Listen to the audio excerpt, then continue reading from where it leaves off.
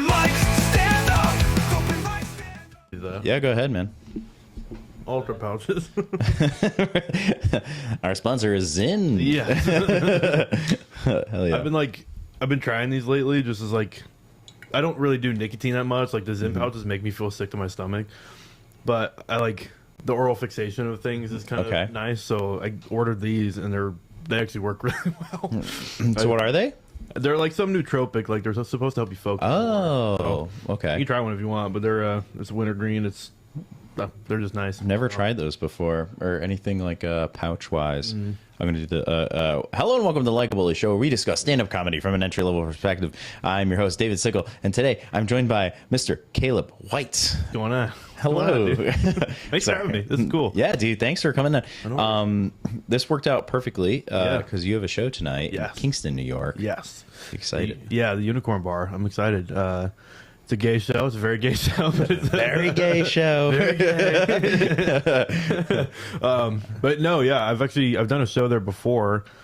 Last year, Kaylee Strafford had put me on it. Okay. And then I had gotten connected with the guy that's putting on the show tonight, Drew Tessler from New York City. Yeah. I was on the Queer Comedy Festival, and he was like, "Hey, you live up this way. Do you want to come do the show?" I was like, "Hell yeah!" It's like a really cool venue. It's like really sick for comedy. So yeah, that's awesome. I was excited to come down for it. I know Drew from he hosts like 85 open mics in New York. He does. Yeah. He's a very busy man. He's a very busy man with comedy. Yeah.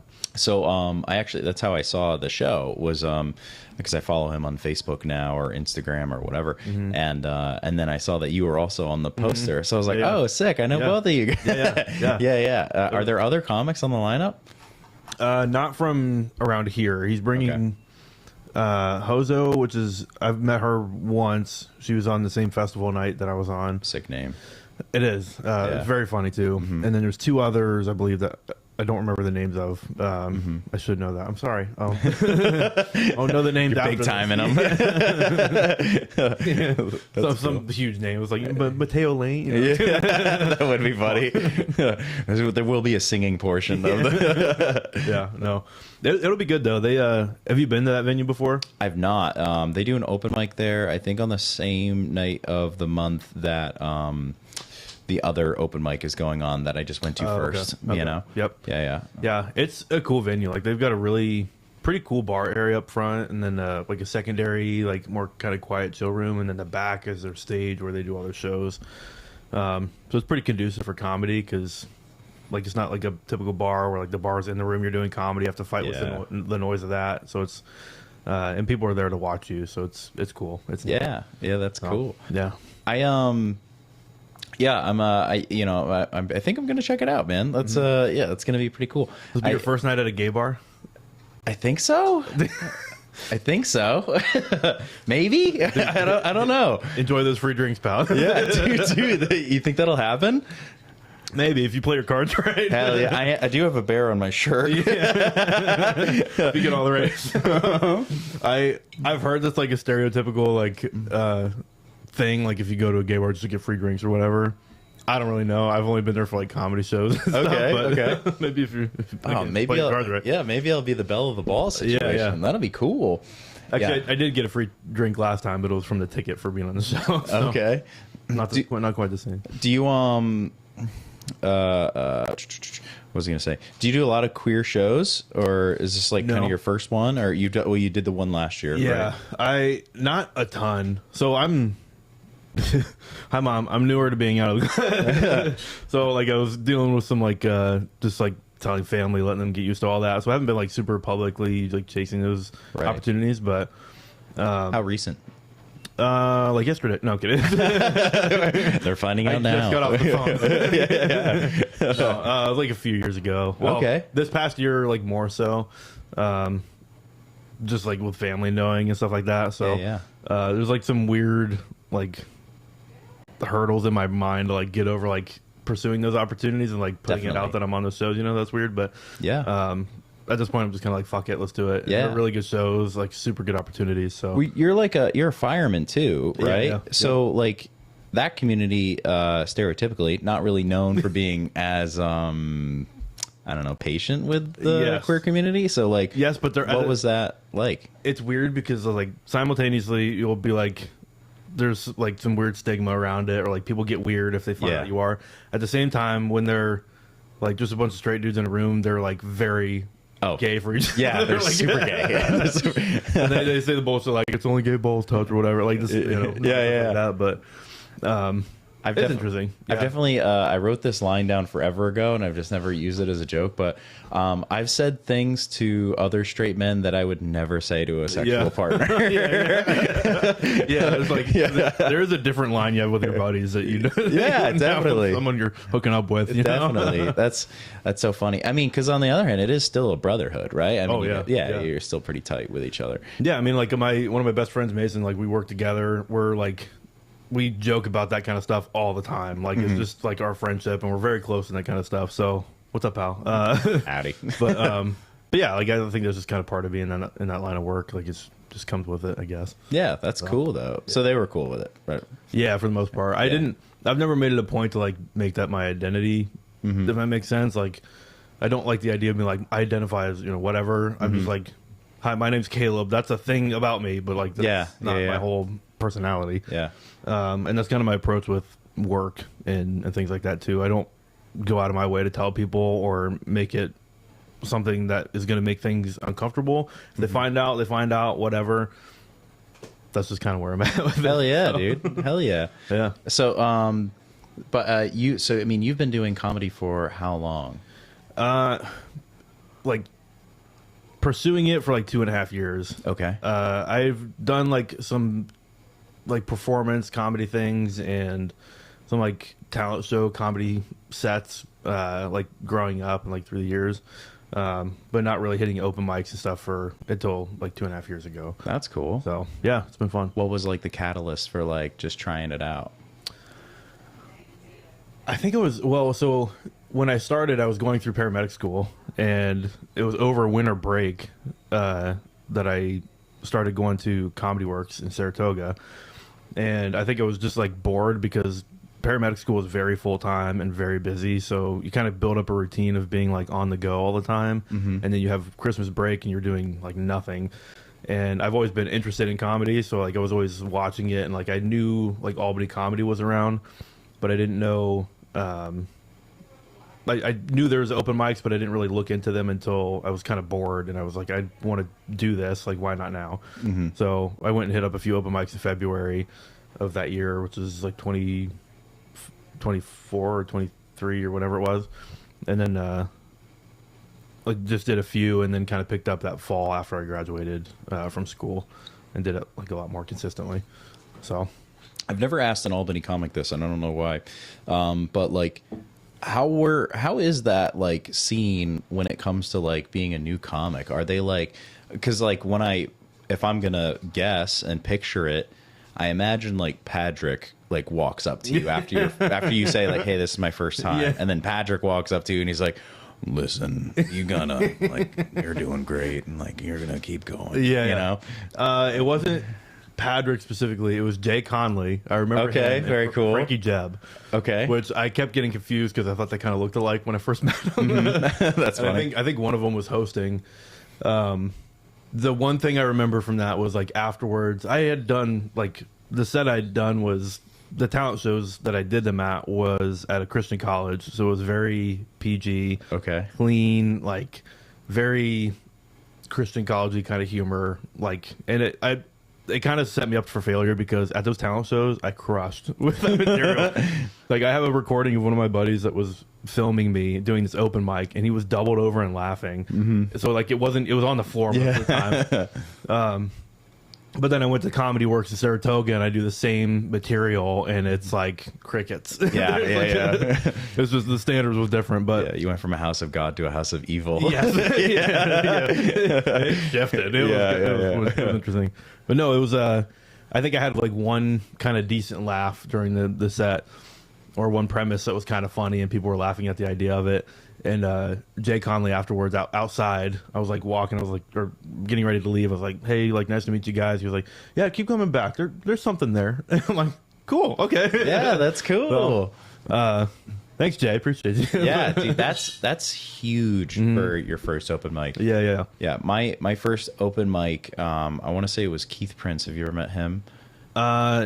I don't think so. I know the name, but He puts a lot of shows together, but he like kind of walked over. I mean, even the host of the mic was like, "That was your first time," and like they were like, "Yeah, like keep trying." Like Keith Prince walked over, just like shook my hand, introduced himself, and he's just like, "You know, we got to see you around here more." Another comedian came over, told me where another open mic was. You know, it was just he's like, "I never want to see you again." You go to this other one. I don't go there. Yeah. No, but it was really cool. There's part of me in my mind when I see like a new comic that does well at an open mic, I'll like be kind of intentional to go like say, hey, like good job, like keep coming back, because then I'm like, if they make greatness one day, and I want them to remember that I was the one that like pushed them towards that. Hell yeah, dude. Yeah, True. Yeah, that's our responsibility. Yeah, it's a numbers game, really. Yeah. At the flip side, I think we should also be like, hey, not for you. There should be equal opportunity or equal honesty. Oh my god, it's so funny. Like there are definitely comedians that you see like doing their first open mic, and you're like, yeah, I could tell you're gonna try to go to Austin next week. Sure. You know, you know, like Yeah. you have this really hot race joke that you want to try. You know, Which it's so funny because like I still consider myself very new and everything. I feel like very lucky to have the opportunities I've had in comedy. I say the same thing. Like it's kind of it's cool. Like I never would have expected it. I really like where I'm at, like the trajectory of things. But like even looking back at the videos I first saw, like on the sets that because I record all my sets, the sets that I thought I crushed on, I look back now and I'm like, wow, that was dog shit. So like, and that's only like 2.5 years into doing comedy. So now I'm like really excited. Like, okay, 5 years from now, I'm really excited to look back at this time and be like, whoa, like that's really cool. I want to continue on that, you know, kind of growth that I'm on right now, or I feel like I'm on at least. I really hope that like at like the 10-year mark, I'll be able to talk on stage the way I'm talking now, which is just like so fucking chill. Yeah, you know what I mean? Yes. But also, I'm not super funny in real life. You know what I mean? Like it's kind of bad. I'm happy you said that because I've been thinking about that lately. I was like, I feel like people find out I do comedy, and they're expecting me to be like the absolute life of the party and bring the energy up, or like they're like, "Oh, tell me a joke," and I'm like, first of all, fuck you, pay me $1. I'm not gonna do this for free. I fucking hate that. Yeah, you got a joke for me? Yeah. Actually, I did that. I just finished up recording one of my podcast episodes with Frank. Great guest. He was great. Yeah, it was awesome. Super memorable. Frank Pengali or something. I forget. It's like he does movies. He like lives in Queensbury and stuff. Okay, is it Pignelli? Yes. Okay. Yeah, he's pretty well known, I right? think we're friends on Instagram. Okay. Super nice guy. Sorry, buddy. If I've met you in person, I'm sorry. Yeah. No, but he came up to Lake George, so we like walked around afterwards, and he wanted to go to the Lake George bakery. So we stopped in there and we were talking, and the lady was super nice and asking what we were doing. So he was saying like, I make movies. He does comedy. We're making a podcast. And she asked me like to do a joke, and I was like, well, I said that line, like, pay me $1. She was like, hold on. And she came back with a pastry and gave me a pastry, which was really fucking good. Yeah. So I felt obligated to say some kind of joke, but I'm not going to do my gay material in the Lake George Bakery. Anyway, yeah. This is I feel bad because I never have one like loaded and ready to go. Yeah. At least one that's not appropriate. Yes. You know, because it's often like a really sweet old lady or a sweet old man that like asks me for a joke, and I'm like, the only one that's on the top of my head is a joke about bukkake. And I'm like, that's the only one that's quick enough. Maybe they will like it. You don't know. Dude, that is true. You get the freaking right, grandparents out there. the right old dude. He's just like, oh hell yeah, Yeah. I always do a joke that's not mine. I just thought it was like funny because all my jokes are like, I don't have like one-liners. I'm not super like a big one-liner. But I always say like, how does a hamburger introduce his new girlfriend? Hey everybody, meet Patty. Crushes. And I love that. Setting. Yeah. Everybody's expecting a joke and they get that joke. They love it. Like, yeah, so, palatable. yeah. That won me a pastry the other day. Like that's the joke that got me the pastry. So. So you mentioned the podcast. What's going on? What's going on? Yeah, what's going on podcast? without Yeah. the G on the going? This Yeah. is G and it's Owen. Yes. Going. It's kind of specifically that way because, well, the name "What's Going On" was kind of, like my friend group, we just say that whenever we go and like get together to hang out. We're like, what's going on? Like we say it like that. So I was like, that'd be like a cool name for a podcast. And then I looked it up, and there's like 20 What's Going On podcasts out there, and they spell it all out. So I'm like, well, I'm going to do the no G and the apostrophe or whatever. Like, it was kind of specifically that way, but yeah, that's What's Going On podcast. For Likable, I have Like able, right? And I think the phone reads it as a spelling error, but I Googled it. It says it's fine. I think this is just the English way of saying it. Yeah. But yeah, it'll automatically correct it to no E in the Likable. Yeah. And I'm okay with that. I'm like, yeah, because there won't be another one. Right. Yeah. Well, that's when you know you've made it, like as a podcast, when it doesn't stop, or when it stops correcting it. Yeah, for the proper spelling. It won't ever do that. It'll still be like, hey, you're wrong, you know. But most of me is partially incorrect, so that's fine. So you this is you know, we only have like an hour, you know, and you have like 2-hour long episodes. Like I was checking them out. I've listened to a few. I was curious about it from when you started, just because you like approached me at an open mic one time, and you're like, hey, what do you use for this? And I was like, oh, whoa. Yeah. I was like, wow. Yeah. Well, like I'd been thinking about it for a while. One, because I like the medium of podcasts, like sitting down and having a conversation and getting to know someone that you've not really talked to is like fun. Yeah, it's pretty cool. Plus, it's like clip farming. Like it's good for social media. Easy like it's material, just stuff to post out there and kind of stay in front of people. But yeah, I knew you had one, and then I think Kay and Patrick had just started up there. It was like maybe around that time I had approached you. So I was like doing a lot of research to try to figure out like, how do I like publish this? How do I put it out there? What software should I use? What kind of mic should I get? Like all that kind of shit. So I was happy to have some like people that in the same community that I could ask questions like that for. I think you had recommended horrible information. I like, you were like, hey, what about this and this and this? I'm like, I just edit it and send it to somebody. I'm worthless in this conversation. I think you recommended Opus. I use Opus, to make the clips. I'm not super satisfied with it long term.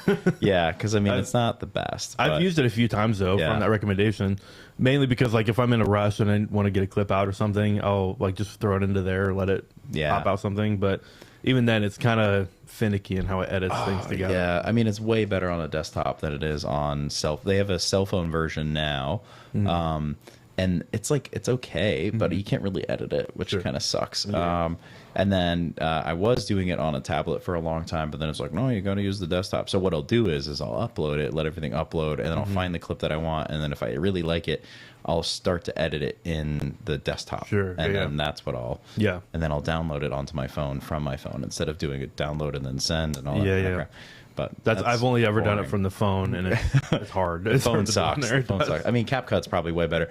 Like I'm finding that it's just almost better to make your own clips. But like, I'm sure you get this too. Like working full time, doing comedy as much as you can. Like the podcast already takes a lot to edit and do all that kind of stuff. To make clips after all of that is like such a drain. It is a lot. So I'm not super consistent with putting out episodes. I think I've gotten like 18 put out right now, which is over the course of 6-7 months maybe. So not a lot. But it's just like hard to schedule somebody to get the timing to go together. To then I record like everything on like a GoPro for my cameras, and then like a little soundboard. And I'm forgetting the Rode, like a little Rode 4K like soundboard. And then I have to like take those SD cards, put them together in the computer, upload that, edit all that, upload that to the computer, which takes like an hour just to upload, and then upload that to like YouTube and all the other softwares, which takes like another hour. So I've got a piece of information that's going to change your life. Please. There is the USB-C cables make all of the difference in this. So like that little, I'll show you it after because it's in my bag over there. But it's like a $20 cable you buy off the internet, and it transfers like 80 megabytes per second.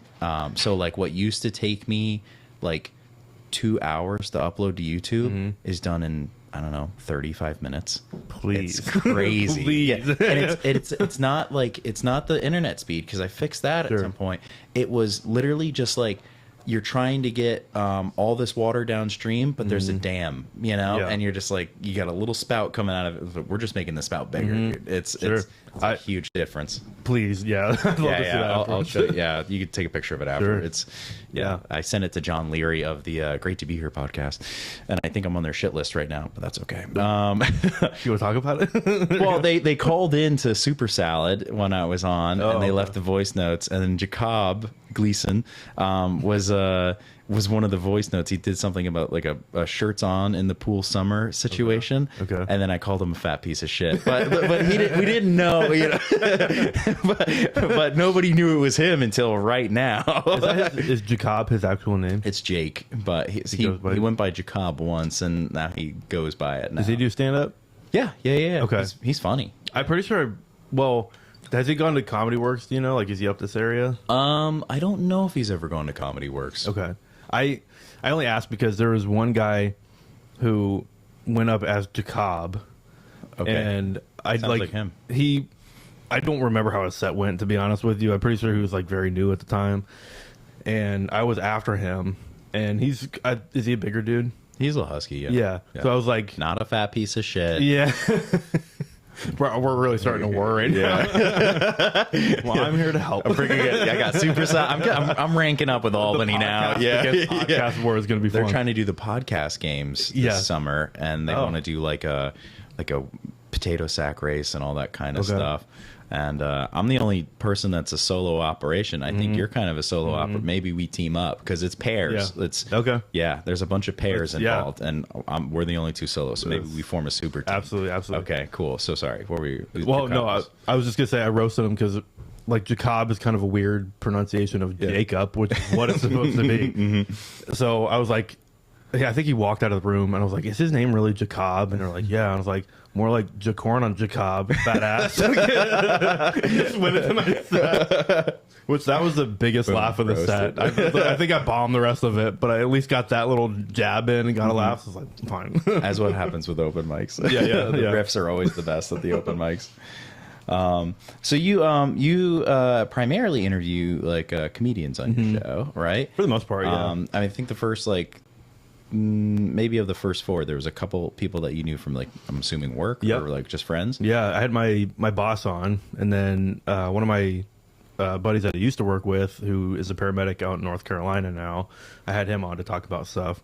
Cool. And then I've done like one or two solo episodes about EMS related things, and I want to do more EMS stuff too, because I've kind of got my foot in both areas. Like do the comedy, which I really enjoy doing because those interviews are just fun. The EMS side I also enjoy doing because I'm passionate about that, but I'm also like want to just talk about things that aren't really talked about in EMS world, which is like, I don't know how to describe it other than like New York is kind of behind the ball in first response EMS thing. Interesting. Yes. Do you think it's because it's very like privatized? Well, so there's a few reasons. There's New York isn't, as of right now, considered an essential service for like EMS is not considered an essential service. That's wild. Wild. And I hope I don't butcher this. Boston Lake EMS just put out like a really good video on this.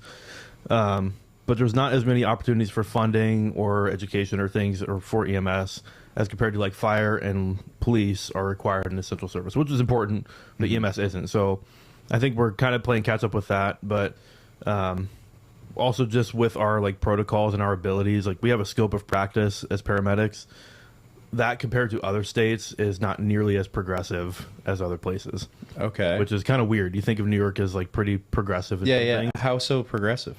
So like Texas, for instance, they are giving blood and blood products in the field. So if I have like a really bad trauma patient, I don't have the ability to deliver blood to them in the field here yet. Okay. But other states have been doing that for years, and that's making it like obviously saving people's lives. So things like that. There's a lot of like a lot more medications, a lot bigger scope of practice, a lot more interventions they could do. Is it because of like liability? Like they don't want the paramedic company to like kind of take on that liability, or they don't want to open themselves up to be sued? Because it's always about money, isn't it? You know? in the long term, yes. Yeah. I don't entirely know. I think there's a lot of bigger cities or like bigger EMS systems will drive progressive changes. So like Texas, you have Austin has a huge EMS system. And there's a few places around there that really drive a lot of change. Therefore, like their state change of protocols to kind of adapt to them. New York we have big EMS systems like FDNY or like other bigger cities around them. But for some reason, we're kind of behind the game in changing our protocols and catching up and staying up to date with things. So, at least in my opinion, so that's kind of why I want to talk about it on the podcast, because like. I like bringing awareness to things, or like kind of pushing for things we could change to in the future. Also, as a system, I work up north. There's a lot of like rural areas that aren't staying up to date with things that we have now, or like more common practices, or things that are just better, I guess. I don't know how to say it other than being rude sometimes. But there's places that kind of suck. Yeah, what's like an example? You don't have to say the town. Yeah. You know? I mean, there's quite a few like smaller agencies up north that they do the best they can. Like a lot of them are volunteer. They have very low funding. They just don't have the resources and abilities to train and educate and equip their EMS providers in the same way. Interesting. As compared to, I'm like with some agencies that are very progressive. We have a lot of cool equipment and tools and things like that. So just talking about things like that, one, to help EMS providers stay motivated to like actually adapt and bring on new practices. But also it's just a way to start discussion and like help people stay up to date with things. I did the EMS hot takes episode where I just had people comment their EMS hot takes, and it was all other like EMS providers that I've worked with. Mm-hmm. And it was very like niche things that you probably wouldn't really know much about unless you work in EMS. But I just wanted to get the discussion going, and like I wanted people to comment about these things and kind of get some narrative going about like, here's things we can do better to improve our patient care and patient outcomes. So yeah, there's that. Yeah, I mean that's a cool like thing to take on. Mm-hmm. I mean, you know, it's something obviously you care about a lot. So I mean, it's good to make yourself more than just about comedy. Yeah. You know? Well, yeah, I wanted to do the comedy side of things because I think I really enjoy the entertainment things. It's just a cool thing to do. I knew I wanted to do the EMS thing, so I was debating on doing like 2 separate podcasts, but then I was like, no, I'll just put them on one and let the exposure be what it is. Like maybe people will start to enjoy comedy that only like EMS or vice versa. You know? Yeah. I don't know.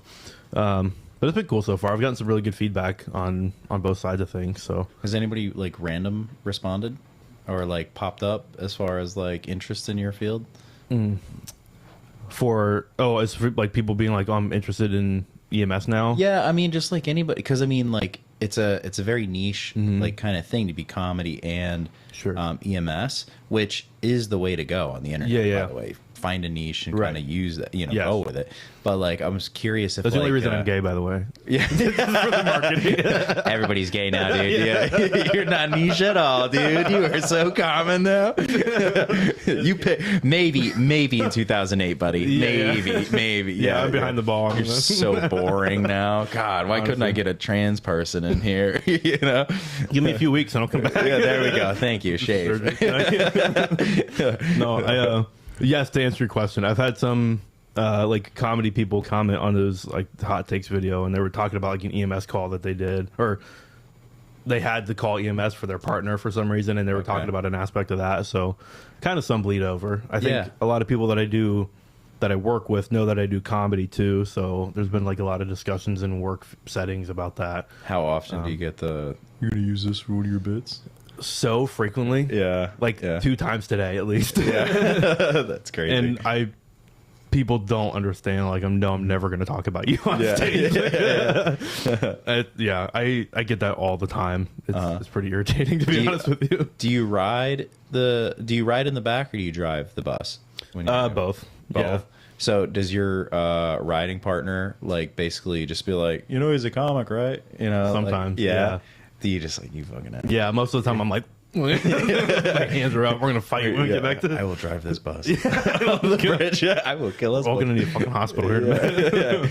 No, that does happen, and I'm most of the time I think people think I'm lying or like he's lying. They're just like referencing that. Oh, he's a funny guy, and like thank not God. actually doing Yeah. stand up. So that's what I play it off as, because I don't want that to be like a distract. Like I'm here for you to help your broken leg or whatever. I don't want to talk about me doing like material at a stand up or some club around here. I just want to focus on you.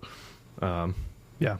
So Hell yeah, dude. sometimes it's bleed over. Yeah, no, that's that would drive me nuts. I work in a bar, so like and we do comedy shows at the bar, so like everybody is always just like, oh, you can put this in your bit when they just say something funny behind the bar, and I'm like, that doesn't apply to me at all. Right.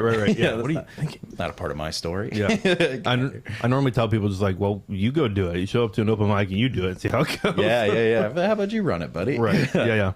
So you you got the podcast, you're doing comedy, EMS, firefighter. You do a lot of stuff. You also produce shows. Sometimes. Yeah. Sometimes. Yeah. I was listening to you and Ethan talk recently, and that was I've been catching up because I was also shout out to Joel because he mentioned me on an episode. Yeah. I was like, oh, what's up, dude? Yeah. Very briefly. Yeah. And the shout outs are fun. Like there's been like once I think Kay and Patrick mentioned me because they were doing episodes like around the time I'd booked them for some shows up north, and they mentioned me and they're like, yeah, that kid, like he's doing a good job, like he's doing solid work. And I'm like, really? Isn't that nice? Yeah, it's so nice. It is. Yeah, like the accolades from other comics, especially, is kind of like rewarding in a different way. Yeah, So. I think I might have seen you at a couple open mics before because I used to listen to their show every week as well. Yeah.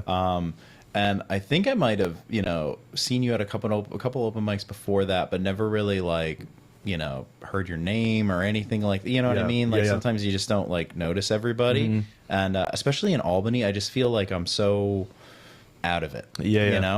Mostly because I am out of it. Like I'm not in the Albany scene, but when they mentioned you, I was just like, oh, I think I know who that is, and then I saw you. Not long after that, and we talked about the podcast. I think. Yes. And then that was at the Capital District's funny competition. Right. Yeah. Schenectady, I think. Yes. Was the show, Schenectady. So. Yeah. And then I saw you at Lark recently too. Yes. Which I'm sorry, I sat down at the table with you, and it was dark. I didn't even realize. I don't know if you like just shaved or something or what. I'm sorry. It's dark. I was like, afterwards, I was like, that was fucking David I was sitting by. I didn't even say hi. Oh, you didn't know it was me when you sat there? Yes. Oh, that's because it was like, all right, because I was gonna not bring this up. no, but I'm assuming it's your partner. Yeah. Sat down, and you guys sat down at the table with me, and I was like, oh, okay, Caleb's here, and I didn't know your partner. I don't know your partner. Nate. Yep. Nate. Okay. And then, 15 minutes later, you guys get up and go to another table. Yes. I was like, you fucking asshole. I'm so sorry. I thought about that afterwards. I was like, do I stink? I'm terrible with remembering people. And I knew you. We met the one time at the bar, last year. Obviously, I knew you from the podcast. And then I sat down at the table and it just didn't connect in my brain, which is a thing that happens with me way too frequently. Like I'll be on the ambulance, I'll introduce myself to a patient, and I will just promptly remember or forget their name. That's funny. All the time. And so I'm sorry. No, you're fine. I didn't. It's so funny. I did feel like a douchebag afterwards because fuck, I probably looked so fucking rude just now. No, so full disclosure, I didn't know you were gay. So when you sat down with what I assumed was your buddy, and then you left, and then I was like, oh, fuck that guy. And then you went on stage, and I think you talked about being gay. Yeah, probably. And I was like, oh, they're on it's like a date for them, because I was like, oh, okay. That's, I wouldn't want a weird dude at the table either. I'm trying to spend a night out with my partner. So I get it. But at the moment, I was just like, oh. I was not my shining moment. I'm sorry. No, you're fine. It was I knowing what I know now, I'm like, that makes perfect sense. Who wants a guy at their table? Whether we knew each other or not, I wouldn't, Yeah. I think it was also like those couches are just nice for us to sit on because they're closed. You can kind of like put your arm around each other. I guess a little more intimate than the tape. To paint this for the listeners so they don't think you're an asshole. I was sitting like along the wall with the stage. So if you're on the stage, you have to look pretty much directly to your left to see the table I was sitting at, which means like, you know, you kind of have to really crank your head to even see the stage. So where you left was for a better spot. Like you were closer to the stage. You could see, you know, you could see easier. Like it was just you made the right choice. It was still a dick move. I should have said at least, hey, bye. We're going to like just move over here. So no, you're fine. You're fine. In the moment, I was like, oh, you know, but I'm going to, it didn't really upset me. In the moment, I was just like, oh. That's what, I've had that a few times and I'll be like, I definitely what's thought, wrong? Like, I definitely thought I stunk or something. Yeah, I was just like, God, you know. If anything was wrong with you, you would have known it just by my partner's face. I'm like very. He has a hard time hiding that stuff. Yeah. Which is I love it about him, but he'll be like you'll know, you know. So it's fun. Yeah, that's cool. That's so funny you brought that up because I thought about that at some point and I was like, huh. I was like, yeah, no, don't worry. We're not beefing like you and Jacob and I are. Yeah, fuck you, Jacob. Corn on Jacob. John Leary is cool. His co-host is John Leary, and we're cool. But nice. Jacob and I, not so much. Yeah, we're gonna fight to the death in these podcast games. I have like a weird, not like only strictly a podcast beef with Tyler Artist. Okay.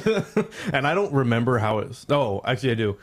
I did the radio spot with Juan. We were promoting the Capital District's Funniest Comedy show, and myself, Greg Kraft, and Tyler Artist were on that show. So he had us all on to like promote that show and talk about it.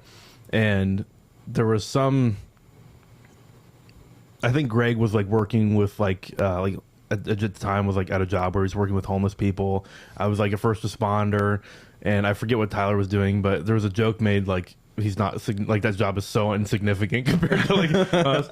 So that got brought up on a podcast one time, and then it just like it snowballed from there because I had Juan and Greg at the same time. So I haven't had Tyler on the show, and I haven't even talked to him about this, but we've talked about him so much in the first few episodes.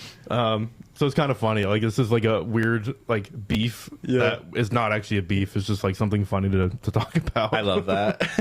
But, I love that. Well, Tyler, you're welcome to come back on and talk shit about Caleb if you want.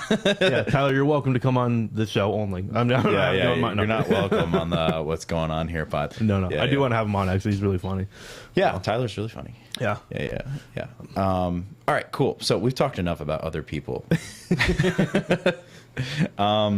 You know, it's cool to finally sit down because I mean you're relatively. I mean you haven't had the option to go to another table here so far, but I'm sure you would if there was. But like we've not really interacted a ton. You know, you're a pretty reserved guy. I think at Mike's I'm a pretty reserved guy. You know, so it is kind of cool to sit down and chat. Like, it is. Yeah, I love the opportunity because it's one like for me it kind of forces me to like talk because I'm very reserved around people I don't know, especially like outings or parties or whatever. I tend to just talk to people I know and like we'll joke and we'll have fun. But if it's like around a new group of people, that's kind of like where I shy down a little bit. So I am really appreciative of this opportunity. Oh yeah, I mean it's not much of an opportunity. But this is do you find that break podcast? It is, dude. I mean the world is watching. Several hundreds. Yeah. Are you?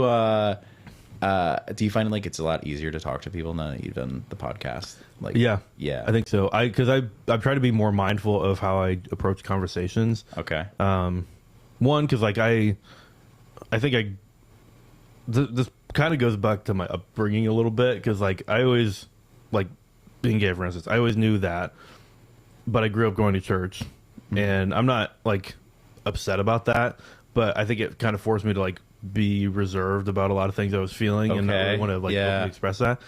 So now that I'm kind of moved past that, like I'm more mindful just to speak my mind or like talk about things and be kind of more vulnerable in ways that I wasn't before. And I think the podcast is part of that, because if you're sitting with someone for an hour or two, like you kind of have to talk about anything that comes up. Yeah. It's really hard to be reserved and hold a conversation for that long. So For sure. yeah, I think it's been really good for the conversation side of things, getting to know people, helping me come out of my shell a little bit and like just have a conversation. Like that's cool. So yeah. You came out in the past couple of years. Mm-hmm. How long ago did you know? Ooh. Like, how long were you like keeping this secret? Do you know that's tough? Do you know Zac Efron in High School Musical? That's when I found. No, kidding. No, that twink, dude. Come on, dude. Yeah, come on. No, I like 8th grade. I think it was kind of in my mind. Okay, when I figured that out. I always knew like it was a little different, because you just do like you gotta, especially middle school, like you hear guys talking about like their girl crushes. I'm like, yeah, that's pretty cool, dude. Love that for you. That's so funny. So like I think I just knew from then, but it was always under the like you grew up going to church, so it's kind of the mindset like you know this thing, but like you're gonna either pray it away or like ask for change, and even if you don't, like you can have those feelings but you can't act upon them. That kind of thing. It was that kind of because some, like, not every church is like super like homophobic, really. Right. Like so they were pretty like, it's a sin. Yeah, they were clear about saying it was a sin, and I wish the narrative was like if you're reading scripture and you're like taking it for face value, I think you can see how people think it's a sin. There's like controversy around that because of like specific wording, and like they're saying like the word homosexual didn't come into the vocabulary of scripture until like the 40s, like 1940s or something like that. Dude, not to interrupt, but there was a guy on Rogan in the last like 6 months, and he was like a congressman in Texas, I think. James T something, yeah. Yeah. But he went over this. He was just like, it actually encourages you to be very okay with homosexuality. Like, it's really about loving each other more than, Yeah. So he went to seminary school. Yeah. It was, I've heard him speak a few times, or just through videos and stuff, and he's very captivating. Yeah. And he's very well spoken and stuff, but very memorable guy. I just can't remember his last name. See, this is the problem that I have. I always blank. But I'm kind of in the spot now where I'm like trying to figure out my convictions on some of that, because convictions on what I grew up around, I'm kind of letting go of to a certain degree, in the sense of like, I don't want to feel like I can't live how I feel to a certain degree. I also don't want to say the Bible is totally 100% wrong just because of one thing that I disagree with. So like, it's kind of like finding that line of like, how do you balance something that has been spoken negatively against for so long, and like it's sinful in the eyes of the Bible, but then I don't know. It's a weird line to draw. I totally get it, because like, I'm not necessarily a man of faith, but like I do believe in the value of having faith, right? Yeah. And especially in times like these. I mean, there's a very darkness to the world right now, and like there hasn't always been, but right now it's very in our face, and I do think that certain individuals are trying to make themselves out to be a god, and they are not. Absolutely. And it's like, I wish there was kind of like a belief that there is a higher power that will make a decision on this. I agree 100%. It's there's so much that gets twisted from like what, even like scripture at face value. It's very easy to look at a verse that says one thing and twist it and manipulate it to meet your own narrative. Yeah. So that was part of one of my hesitations, because like I hear the different sides of like, okay, well, homosexuality wasn't talked about in the Bible until like less than 100 years ago.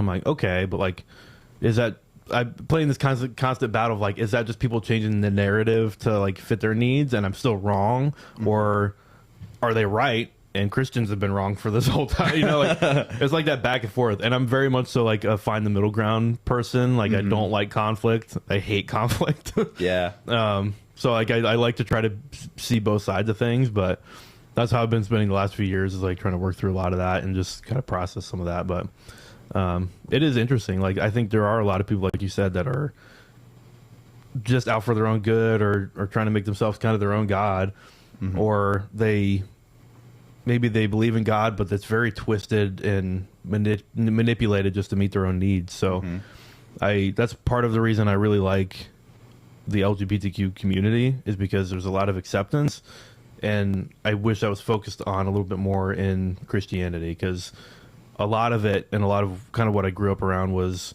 okay, if you don't conform to this, you're wrong, and at a certain point you're going to get cut out from this, which I don't think is biblical.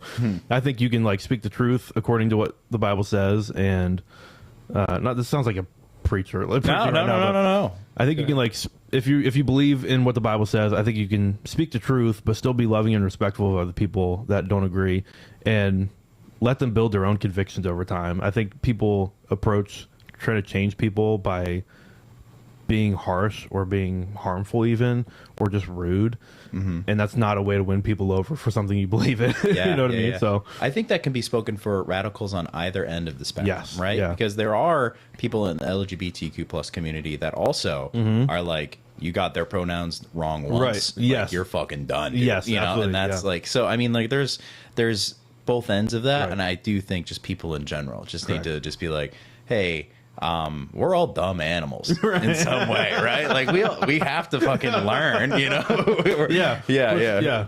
Which is, take my word for what it is. I'm a dumb paramedic that does comedy on upstate New York. Like, I'm nothing. Like, it's, For sure. But like, I don't know. But you are a person with an opinion, you know, Right. and you have your own beliefs. You're allowed to. And everybody's that way. It's kind of silly that people would think that if someone thinks differently than you, that they're just completely wrong, or you need to hate them for that. Unless, like, obviously some people have been directly harmful, or like have made decisions that match their opinion and agenda that have like harmed a whole group of people. Like, that's wrong, obviously. But I wish people were just good about finding mutual respect and being like, okay, they're different, they think differently than me, that's fine. We can have a narrative that's respectful and make actual like progress in these topics, but we don't have to be rude to people or harmful to them, you know? Yeah. And I feel like that doesn't happen nearly enough. No, God, no. no. Rudeness comes first in most situations, which kind of blows, but, Yes. you know, hey, Yeah. that's life, baby. That's life, baby. That's life. That's life. No. Sorry to make this all about being gay, dude. Yeah, what the fuck? Yeah. This will come out in June, you know? This is a comedy podcast. Yeah, What the hell? this is, we've laughed a bunch, actually. No, I'm gonna get back to you when you come to the show tonight. I'm gonna be like, this is my gay partner, David, right here. Dude, you're gonna fucking ruin my drinks, dude. Yeah. I'm not gonna get any fucking drinks. Dude, that's gonna suck. I'm gonna be like, this is David, fresh out of the closet, everybody. So Dude. around. Honestly, half the listeners will believe that. You know? They're like, we knew it. That's tough. Yeah. No, I'm excited for this show. I think you know, like, it'll be cool to see. It'd be cool to see Drew upstate. You know what I mean? Like that'd be cool. I'm trying to get him on a show in Glens Falls in September that I'm doing with Lower Adirondack Pride. We're doing a show at the Charles Orwood Theater in Glens Falls, which is a great theater. If you ever get the chance to go, it's really, really cool. We did a Halloween show there last year that was really fun, but we're doing like a LGBTQ show just for comedy. Like, come out, laugh, hang out, burp, that kind of thing. So, but I'm trying to have him come up and headline that show, which would be sick. That'd be cool. Yeah. I've grown to I've you know, like, I've gotten to, I mean, I feel like he probably wouldn't pick me out of a lineup, but like, I've gone to like 50 of your open mics. Sure. I don't know. Have you ever been to his open mic at Greenwich Comedy Club? Not the open mic. The only thing I've done there was part of the festival. Oh, you've been on a show down there. Yes, but it was a festival show, so it was like 5 minutes, kind of very open micy, but still really fun. Like, a cool venue. Yeah. I was supposed to go down and just do. They had like is it prelims and then like semifinal or whatever it is. Okay.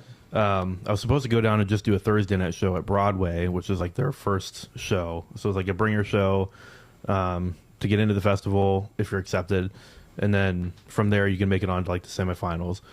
But he texted me, was like, hey, on Wednesday, we have a semifinal show. I know you're traveling a lot. why don't you just come down and do that show and the Broadway show?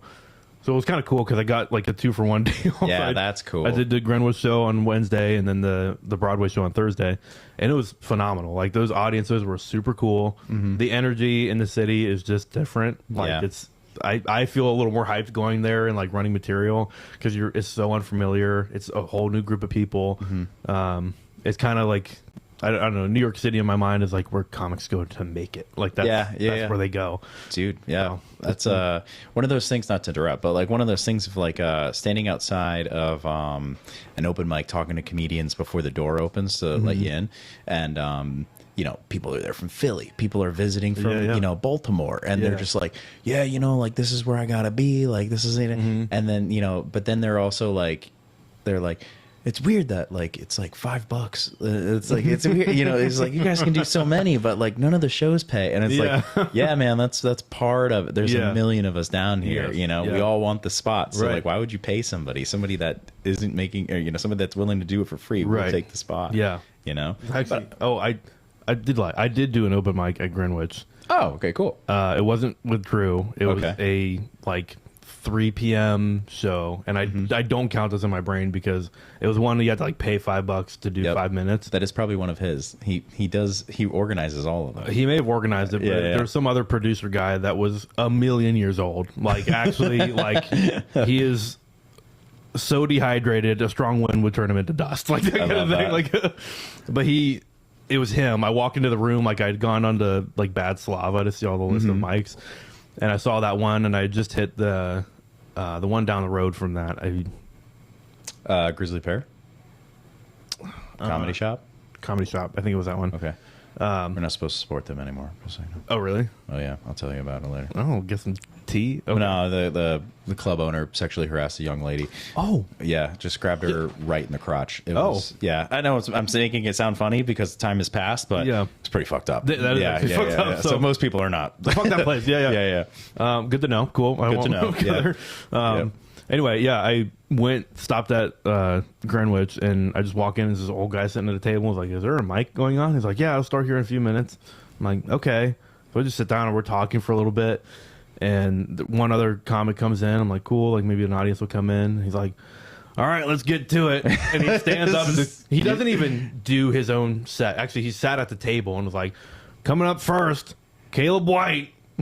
And there's 2 people in this room other than me. Love that. And I was like, can I have my $5 back?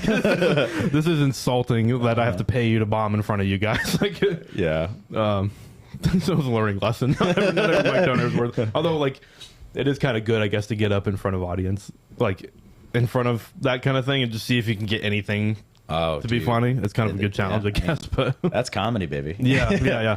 I got to wrap up because the shop's closing here, and you got a show to go to. Yes. Likeable is filmed and recorded with Radio Free Runcliffe. Thank you to Jen Hamoud and Matthew Rosenberg, our producers. Thank you to the Epicurean, which hosts us for each and every episode. Likeable is a comedy-based podcast. We're experts in absolutely nothing, so don't sue us. None of this was actual medical advice. Definitely. Don't, New York State, stay away from me. I assume none of it. We're experts in nothing, so please, just have fun, and hope you enjoyed. Caleb, dude, thank you for coming down. Thank you for coming on the show. Like, it's just been feel like a long time coming. This is super cool. It's the first time being on another podcast. So really, Wow. It's really cool to see the setup, and like I've learned a lot so far. So dude, that's awesome. Yeah, that's good to know. Yeah. So all right, well, thank you for coming on, man. No worries, pal. Thank you. Ooh, music.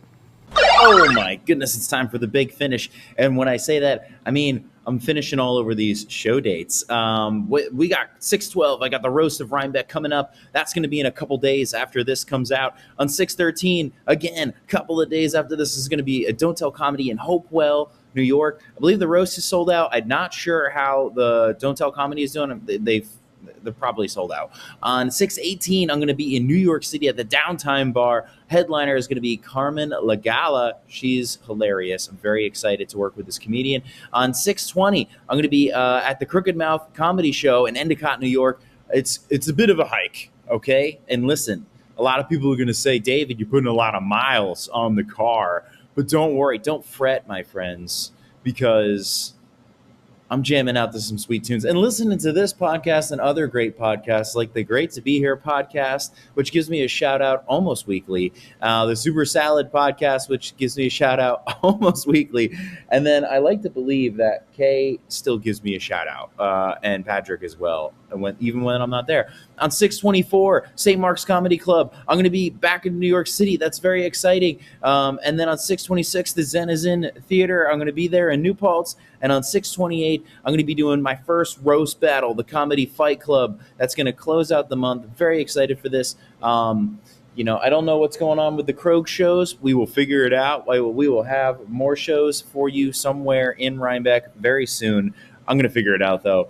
Thank you for listening. And you know what? We got a new close. Carl, take it away, my guy.